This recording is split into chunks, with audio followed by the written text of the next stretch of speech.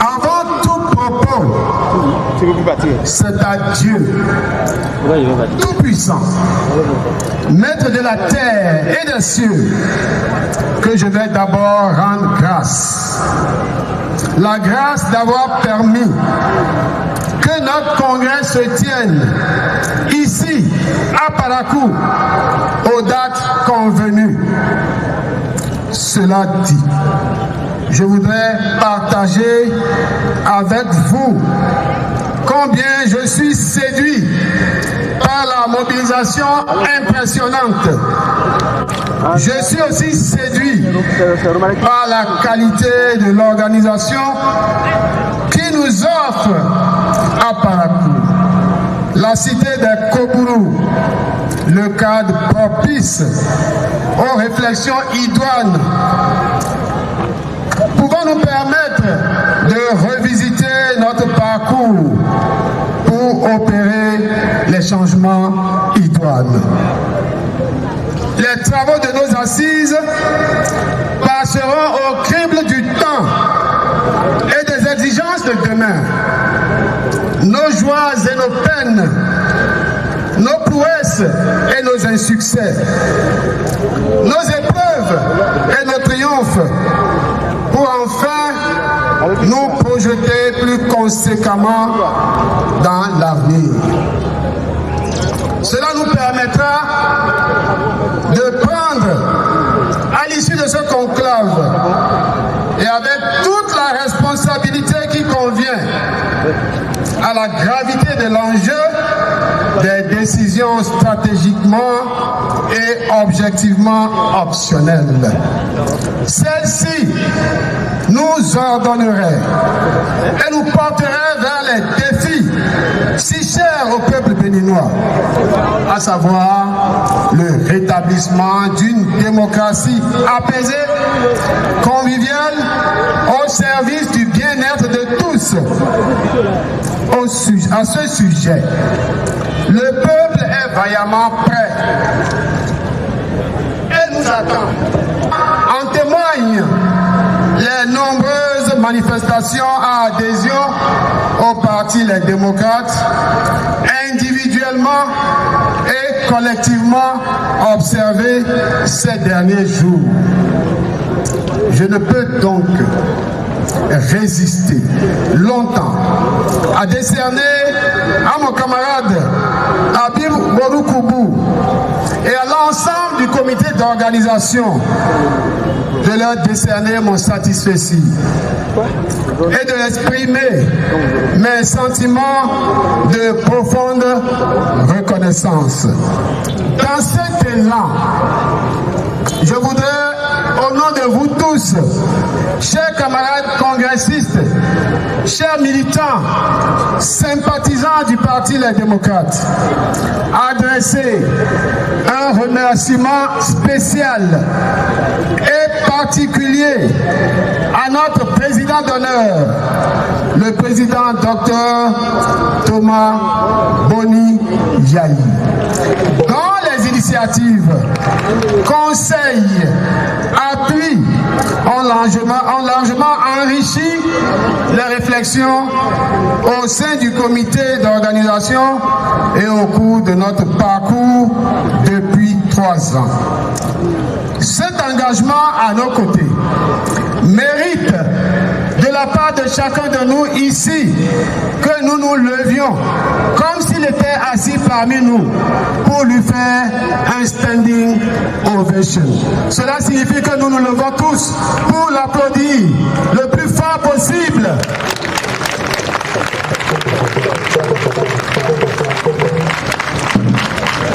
Merci à vous tous. Merci, Président Boni Yahi. Chers camarades congressistes, je voudrais donc, avec un sentiment de légitime fierté, souhaiter la bienvenue à Parakou, à nos illustres hôtes. Chers invités, soyez les bienvenus et merci de nous honorer de votre auguste présence. présence. Ceux qui savent que je ne sais pas parler Bariba savent que je ne pourrai pas le dire en Bariba. Ils attendront que je dise Bekawerou. Ils attendront que je dise Bekasanson. Ils attendront aussi que je dise Ofona Kayo. Voici que je ne parle pas Nago. Ils attendront que je dise Ekabo. Et puisque je parle Mina, Niawe Zolo. Et les fonds attendront que je leur dise Mikwabo. Mikwabo Mechele. Mesdames et messieurs les chefs de partis politiques, chers représentants, en acceptant d'être parmi nous ce matin, vous avez montré combien les divergences idéologiques et la diversité des opinions sur la gouvernance d'un pays sont une richesse dans tout système démocratique. J'adresse mes vives et chaleureuses salutations à toutes les populations béninoises qui sont en ce moment en communion avec les militants et militants du Parti Les Démocrates pour faire de ce rendez-vous statutaire de notre parti un repère de notre histoire politique, mais aussi une fête de la survie du Parti Les Démocrates. J'adresse également mes vives et chaleureuses salutations à toutes les populations de Parakou particulièrement. Je les salue et je dis à ceux d'entre eux qui peuvent me comprendre, la Tchobura, à d'autres fois d'Agbey, écoutez, en Ditamari ça devient difficile. Namoutoumou, Apenemi, Mikoudazo, Mikoudéou. Mesdames et messieurs, distingués invités, chères populations, chers camarades, la tenue du présent congrès, le premier après la création du Parti Les Démocrates, est la preuve de notre attachement d'une part au fondement juridique qui régissent notre parti.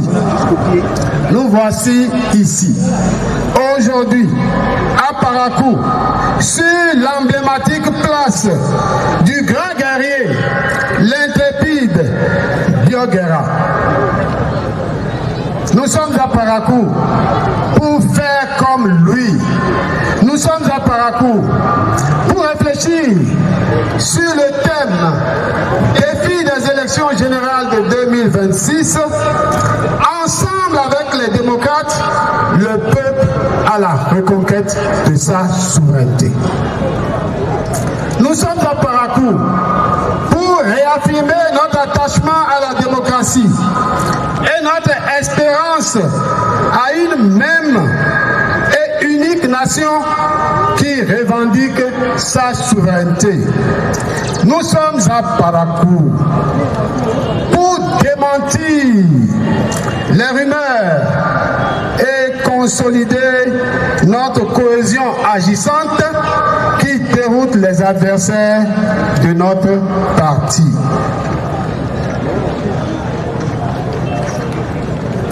Mesdames et messieurs, chers congressistes,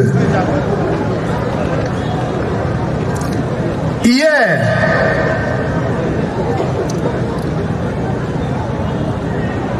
des pensées ont traversé certains des nôtres à la hauteur du drame qui nous a frappés, à la hauteur du deuil qui nous a frappés. Nous nous sommes interrogés si le congrès pouvait encore tenir, vu la qualité et la grandeur de celui que nous avons perdu. Ibrahima Zakari. notre coordonnateur de la 14e circonscription électorale. Mais, très vite, nous nous sommes ressaisis. Nous souvenons de son exhortation d'il y a à peine 4 jours. Rien ne doit empêcher la tenue de notre congrès. Fin de citation. Ainsi s'exprimait notre camarade Ibrahima Zakari. Nous avons, chers camarades, chers frères, respecté ta volonté. Merci de nous avoir coachés. Merci de nous avoir engagés dans la voie de la détermination.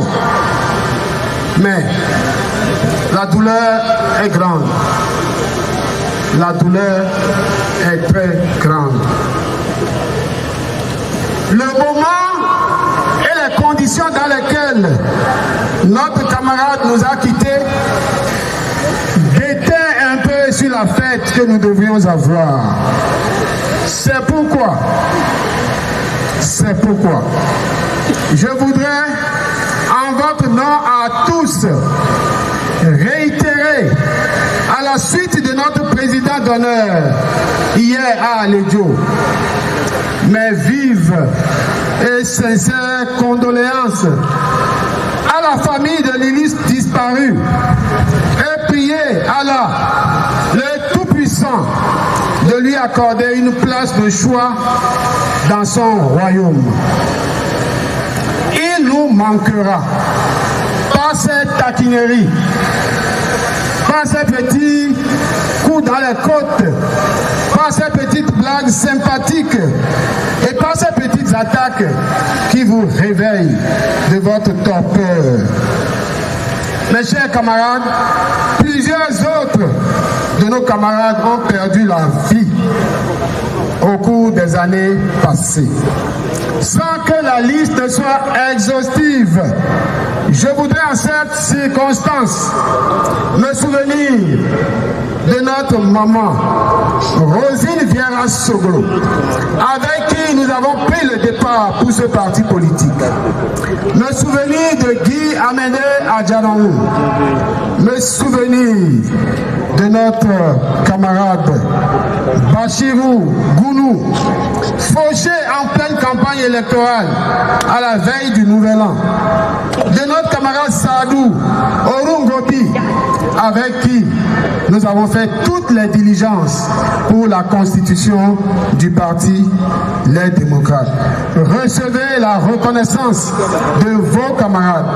En ce moment, j'ai aussi une pensée très positive pour tous nos camarades qui, pour diverses fortunes, n'ont pas pu faire le déplacement pour être avec nous ici, qui, pour cause de maladie, qui, pour diverses autres raisons, n'a pu être ici. Sachez que vous avez la proximité et la sympathie de vos camarades. Plus vite, et grâce au Seigneur, vous nous rejoindrez. Monsieur le Président d'honneur du Parti Les Démocrates, Mesdames et Messieurs les invités, chers congressistes, je n'ai pas de doute. Je nous sais capables de transcender nos difficultés, nos égos, nos appétits clivants, nos calculs clientélistes, nos velléités fractionnistes ou scissionnistes pour sauvegarder et préserver la cohésion du groupe. Aussi, aux petits lutins immondes en errance qui ont gagé de leur boule de cristal pour annoncer le Babel à l'issue de notre congrès, je puis déjà leur dire qu'ils se sont paumés et que le Parti Les Démocrates est un grand parti. Comme tel, il se nourrit en toute liberté d'une diversité de pensées internes que la dynamique unitaire fédère harmonieusement ne l'oublie pas, ici, nous sommes des démocrates. Et démocrates, nous resterons. En effet, et il me sert de rappeler que depuis le 6 juillet 2020, date de la création de notre parti, la vie du parti n'a été qu'épreuve, épreuve sur épreuve. Le Parti des démocrates, comme vous le savez, est né dans la douleur, en pleine crise sanitaire de Covid-19, mais aussi en pleine crise démocratique dans notre pays. Et le sacrifice que nous consentons au quotidien, individuellement et collectivement, aseptisent et affermissent nos liens les uns envers les autres, mais aussi forgent et consolident nos fibres de démocrates patriotes que ne peut ébranler aucune perfidie, aucune manœuvre, aucune machination d'où qu'elle vienne. Mes chers camarades, en rang serré, nous marcherons, nous braverons les entraves jusqu'à la terre promise, comme le dirait le président Nicéphore Dieudonné Sogo, que nous emmaillotons très jalousement de nos vœux pieux. Chers compatriotes, camarades militants, des chicaneries, nous en avons rencontré dans les formalités d'obtention du récépissé d'existence légale. Alors que d'autres formations politiques l'ont obtenu en un tour de main.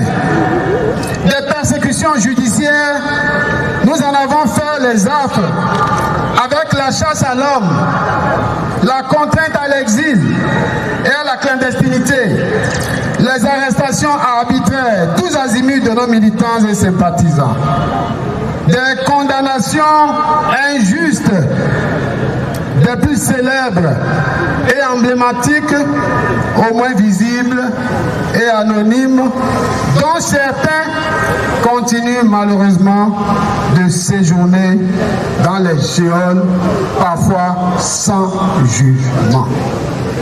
Chers compatriotes, mesdames et messieurs les militants, la rupture avait plus d'un plan diabolique dans son sac. Il s'agissait de nous empêcher à tout prix de participer aux élections législatives de 2023. Après les rendez-vous manqués de 2021, de 2020, et pour nous qui n'étions pas encore démocrates, de 2019. Il s'agit, pour y arriver, de la confiscation des quitus fiscaux de plusieurs de nos candidats aux élections législatives, sur instruction, paraît-il.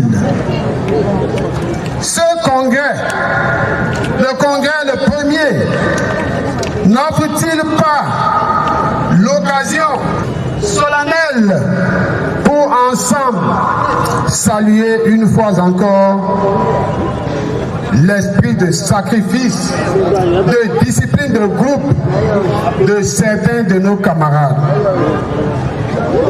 Sacrifices sans lesquels nous n'aurions jamais pu participer à ces élections. Sacrifices qui laissent pour eux des séquelles financières graves et des menaces sur leur patrimoine.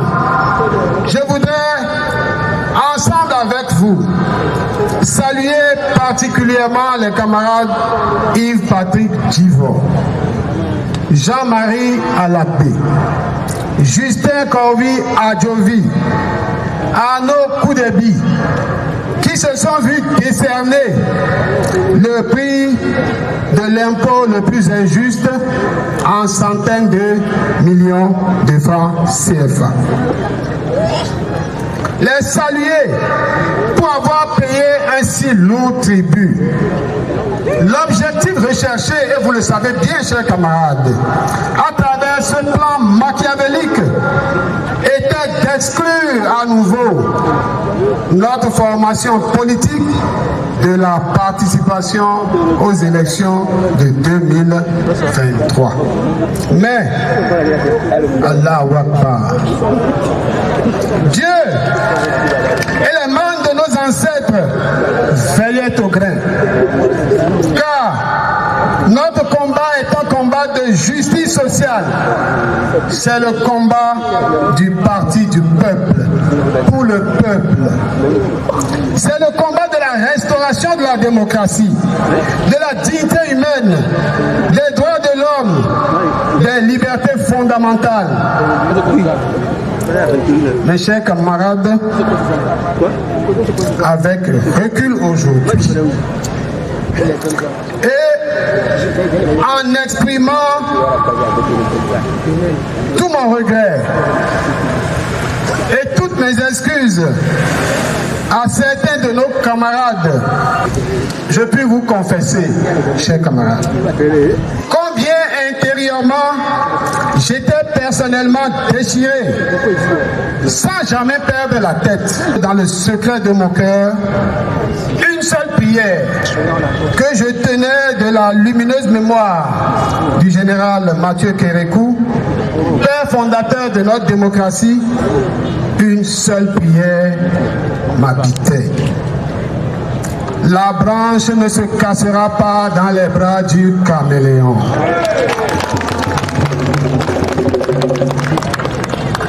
Avec foi, une foi d'acier, je me le répétais sans cesse. Il fallait alors puiser de mes tripes pour montrer à notre adversaire que nul n'a le monopole de l'intelligence et que le Parti Les Démocrates doit participer à ces élections de tous les enjeux, quoi qu'il en coûte. Puisque nous le savions et qu'ils le savaient, notre participation ne pouvait qu'être victorieuse. Alors, mes chers camarades, j'ai dû accepter toutes les humiliations, en interne comme en externe, pour que nous puissions participer à ces élections. Je sais que nous n'avons pas fait le bonheur de tous, que nous avons égratigné certains de nos camarades, que nous avons déplacé des intérêts de certains de nos camarades. En effet, cette participation, comme vous le reconnaissez, a fait changer de camp à la peur. Aujourd'hui, il me plaît de rendre un vibrant hommage à tous ceux qui ont cru en cette heureuse initiative et qui y ont, depuis plus de 3 ans, souscrit de leurs prières, leurs ressources, leur temps, leur liberté et malheureusement pour certains d'entre nous, le sang. Distingués invités. Mesdames et messieurs, chers camarades, le thème du présent congrès, qui possède d'une analyse de la jeunesse du parti, tire sa formulation d'une part du regard que nous portons de la gouvernance du président Patrice Talon depuis 2016 et d'autre part de l'état dans lequel se trouve notre pays aujourd'hui au plan politique, économique et social.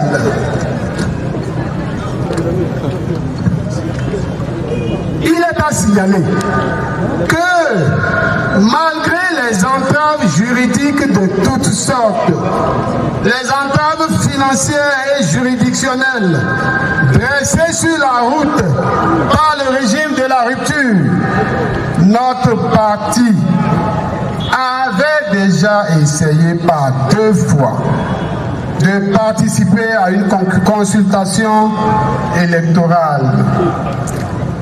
En effet, quelques mois seulement après notre reconnaissance officielle par le ministère de l'Intérieur, notre parti a souverainement désigné notre candidate, Madame Rekiatou Madougou, ma chère sœur, a représenté les démocrates aux élections présidentielles du 11 avril 2021. Mais, hélas, non seulement sa candidature n'a pas été retenue à la Sénat, mais elle a, quelques jours plus tard, après un meeting que nous avons tenu à Porto-Novo le 3 mars 2021, été arrêtée, jetée en prison à Misrété, puis condamnée à 20 ans de prison.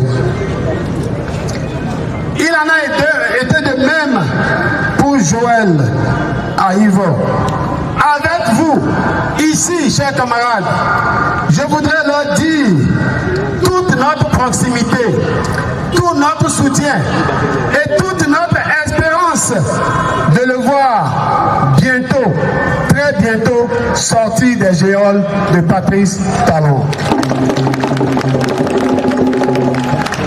Comme vous le savez, depuis l'avènement du régime dit de la rupture, les élections non inclusives ont entraîné des troubles dans ce pays, mettant en péril notre paix si chèrement acquise depuis 1990.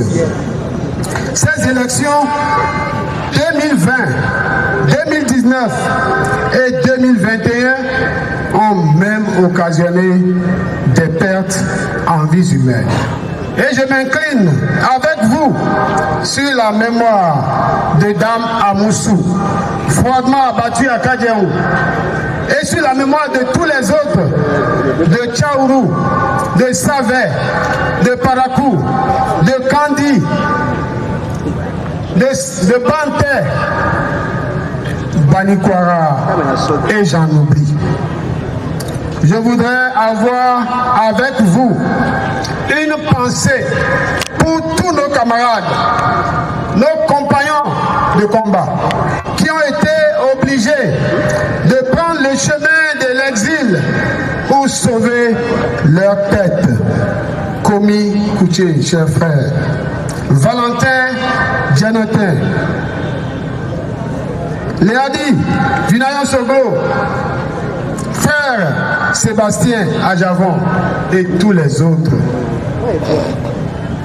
Recevez ici l'espérance que nous avons, que bientôt vous nous rejoindrez. Mes chers camarades, chers congressistes, la gouvernance du président Talon, au plan économique, tout le monde le sait, est caractérisée par des conflits d'intérêts au sommet de l'État et par la concentration du pouvoir économique dans les mains d'une poignée d'individus proches du pouvoir. Les agences créées ça et là, dans presque tous les domaines, ont considérablement dépouillé les ministères, les mairies, les offices et sociétés d'État. Et par la même occasion, ont dépouillé les citoyens, enlevant à ces offices et institutions publiques leur mission régalienne au profit des structures dont l'efficacité reste à désirer. Mes chers compatriotes, qui me dira qu'il mange à sa faim? Le panier de la ménagère est en souffrance. Vous le savez, il nous a affamés. Et il sait qu'il nous a affamés. Mes chers camarades, est-il besoin de le dire? Ici, à Parakou, dans le nord de l'Est, ces braves producteurs de soja, avec tout ce qu'ils endurent,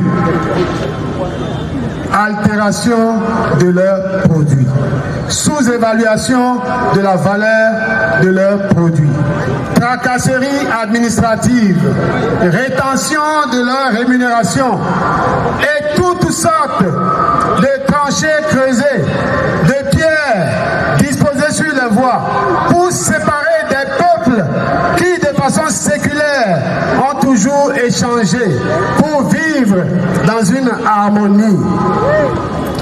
Mes chers frères, les producteurs de noix d'anacarde, les producteurs de maïs, les producteurs de mil, les producteurs d'huile de palme, les éleveurs, ils sont tous en souffrance et crient au secours. Ils appellent notre parti à le sauver. Ils appellent notre parti à le défendre. Oui, c'est ce que nous devons faire. C'est ce qui est attendu de nous. Mesdames et messieurs, jamais, au grand jamais, les libertés n'ont été autant menacées et compromises que sous ce régime où les libertés syndicales ont laissé place à un silence de cimetière, où les libertés d'expression ont disparu, où les libertés de manifestation ont été ensevelies. Mais vous avez dit, et vous dites que nous allons exhumer nos libertés ensevelies.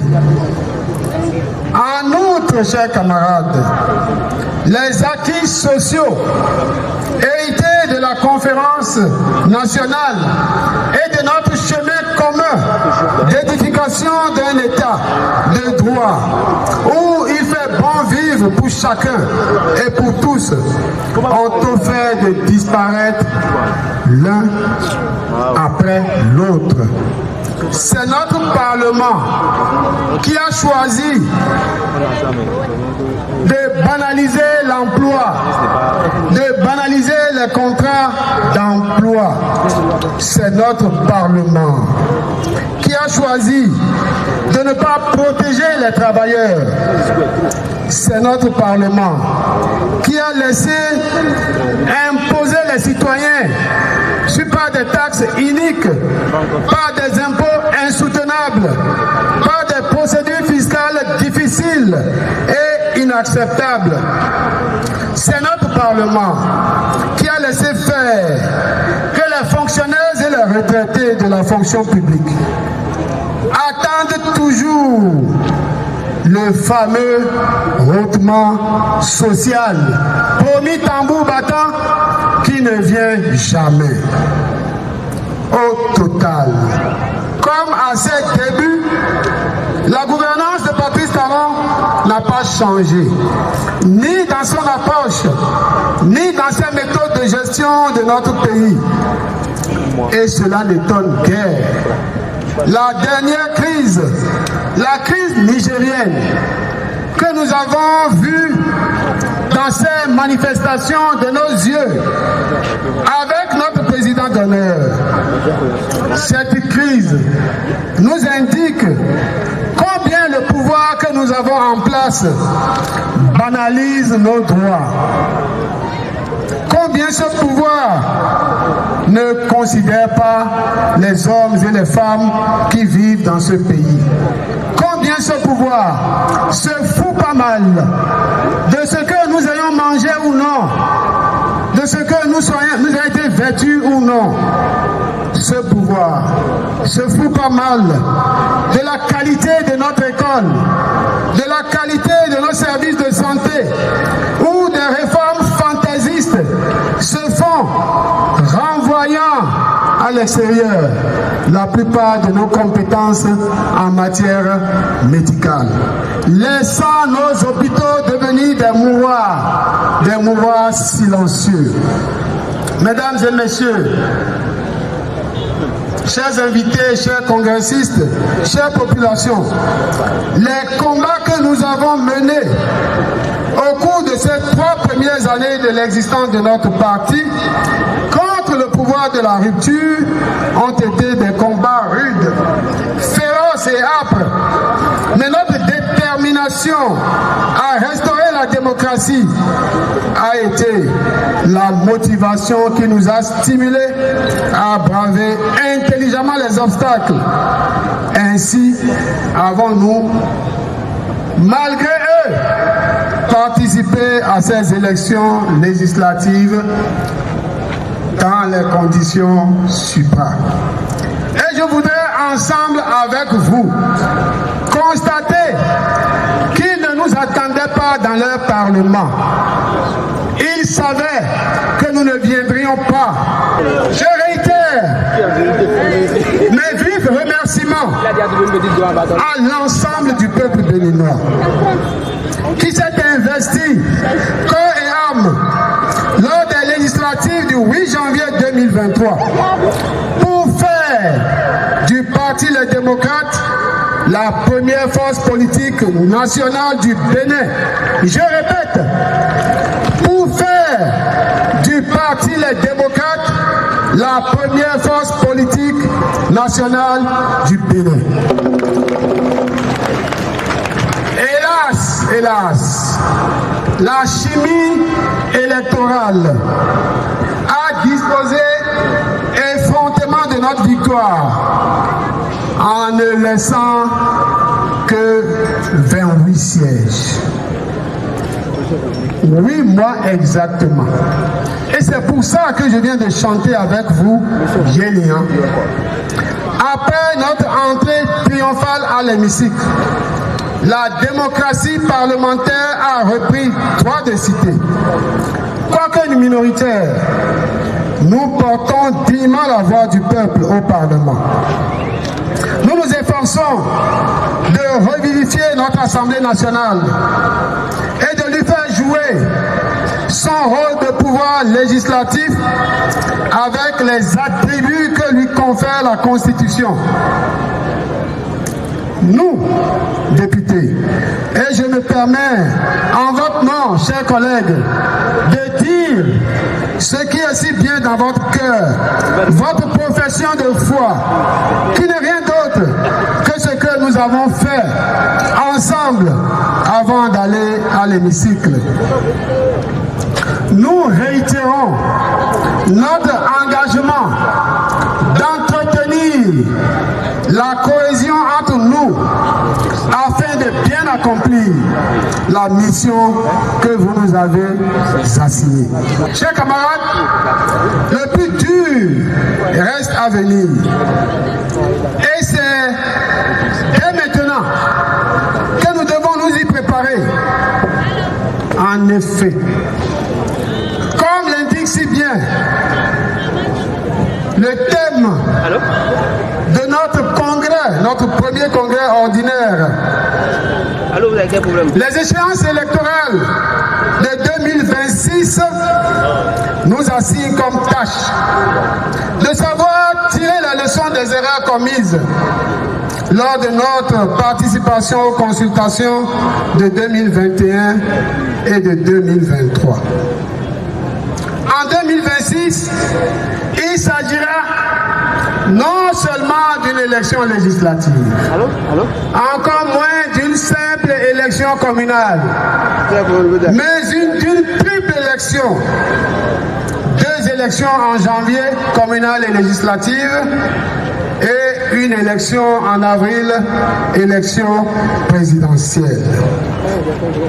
Mes chers camarades, je le dis avec la plus grande gravité, c'est la première fois que nous allons tester le nouveau dispositif électoral qui prévoit les élections générales. C'est la première fois que ce dispositif sera expérimenté dans notre pays. Pour nous, au Parti Les Démocrates, il n'y a rien à faire. Mes chers camarades, il n'y a rien à faire. Nous devons gagner ces élections de 2026.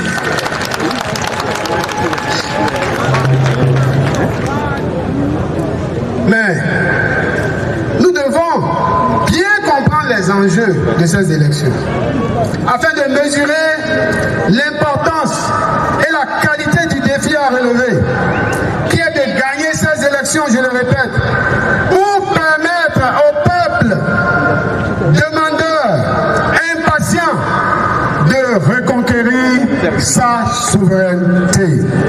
C'est-à-dire qu'à toutes les étapes du processus électoral, nous devons rester vigilants pour nous assurer que les résultats qui seront proclamés relèvent de la vérité des urnes. Ainsi, depuis la confection des listes électorales par cette fameuse agence dirigée par un frère rwandais, dont j'ai demandé au gouvernement quelles étaient les motivations de sa nomination. La réponse n'est jamais venue. Depuis la publication de la liste jusqu'à la compilation des résultats au niveau des arrondissements, en passant par la surveillance du déroulement, de la campagne, du dépouillement, au niveau des bureaux de vote, le transport des urnes, nous devons veiller à éviter les irrégularités souvent observées. Car, ne l'oubliez pas, on nous a déjà dit dans ce pays qu'un procès verbal de dépouillement, moins de 48 heures après, était devenu caduc. Il s'agit de créer les conditions d'un bon déroulement des élections dans un climat apaisé, d'éviter toute contestation post-électorale. Notre parti se doit d'être présent à toutes les étapes du processus. Oui, ça c'est notre responsabilité, mais nous ne sommes pas seuls dans ce jeu.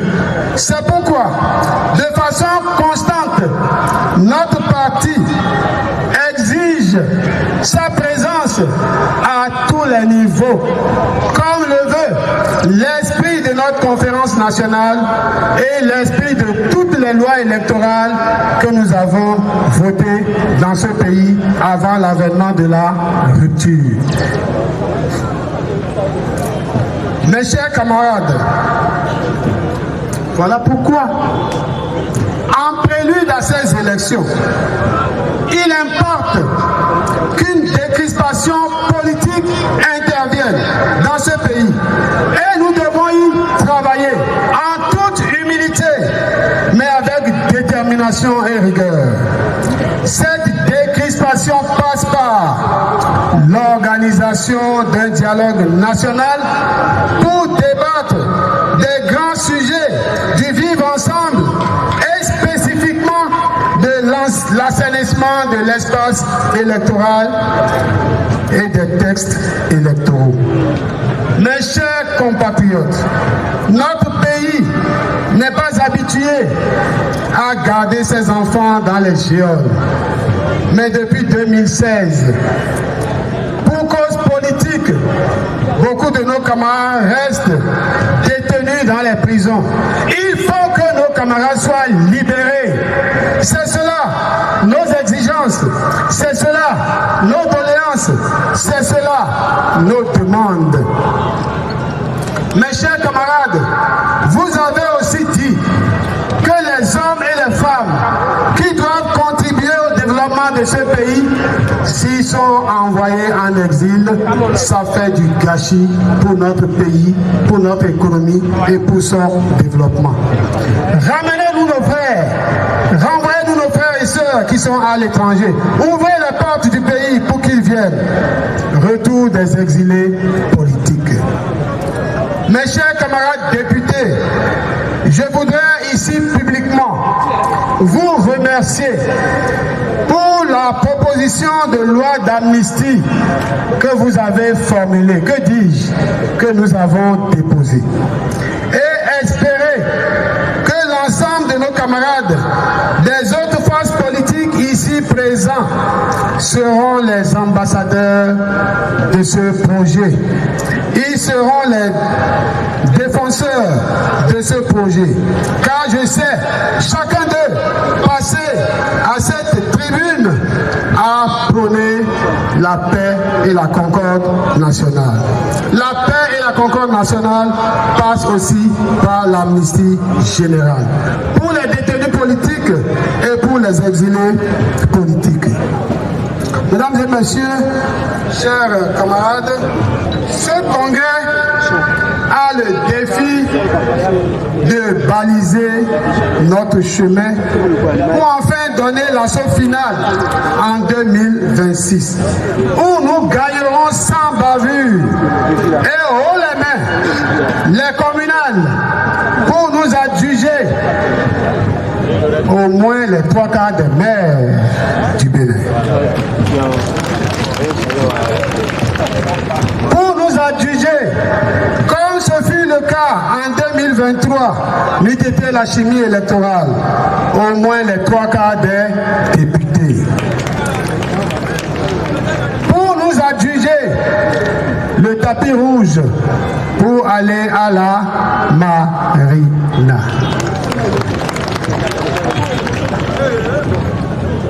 Mesdames et messieurs, ce ne sont pas que des souhaits égoïstes de quelques illuminés politiciens. Il s'agit pour nous de nous doter d'instruments qui nous permettent d'apporter des réponses idoines aux préoccupations de nos compatriotes, qui nous permettent d'atténuer la souffrance de nos compatriotes. C'est pourquoi, en travaillant avec sérénité, intelligence et dans la cohésion pour relever les défis des élections générales, nous nous donnerons les moyens de lutter efficacement contre la vassalisation des institutions de la République. En outre, nous œuvrerons contre la pauvreté ambiante et nous œuvrerons pour la restauration d'un État responsable qui se préoccupe des problèmes de ses citoyens, des villes et des campagnes. Je fais un clin d'œil à mes compatriotes de Kalalé, à mes compatriotes de Funugo, à mes compatriotes de Sinandé, et j'en passe et j'en oublie, en présentant mes excuses à tous les autres qui souffrent comme eux. Nous avons fait le déplacement et nous avons vu la misère qui est là. Nous avons vu les souffrances que vivent nos compatriotes, ne serait-ce que par rapport aux infrastructures. Tout le monde sait que le régime que nous avons a pris pour habitude de se vanter d'avoir construit un Bénin moderne et nouveau. Et pourtant, dites-leur de faire un tour à Sinandé en voiture, de faire un tour à Kalalé en voiture, de faire un tour à Funugo en voiture, de faire un tour à Komassé en voiture. Ils reviendront regrettant leur aventure et j'espère que cela pourrait les amener à prendre conscience. C'est ça, mes chers camarades, c'est là les défis que nous avons. Et donc, c'est en travaillant pour la conquête du pouvoir en 2026 que nous nous donnerons les moyens de satisfaire nos mamans, nos épouses, de faire en sorte qu'elles aient un bon marché, qu'elles fassent de bons chiffres d'affaires, que le marché soit fructueux pour eux. C'est à cette condition que nous résorberons le chômage des jeunes. C'est à cette condition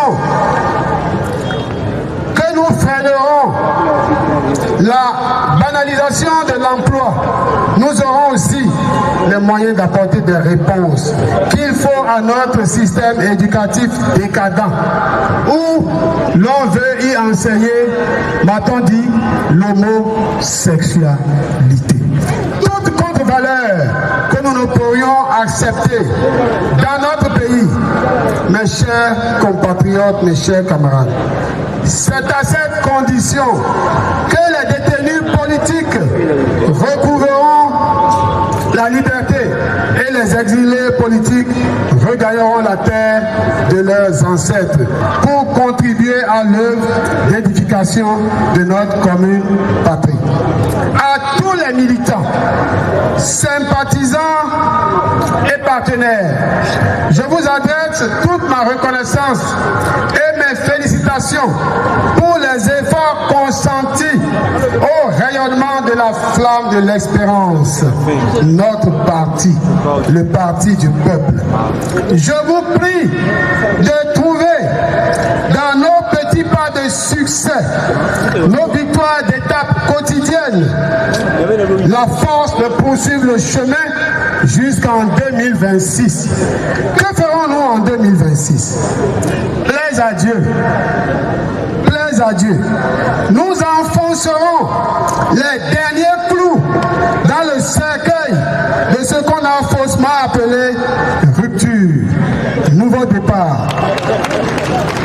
Nous enfoncerons les derniers clous dans le cercueil de ce marché des dupes qu'on ne s'y trompe pas.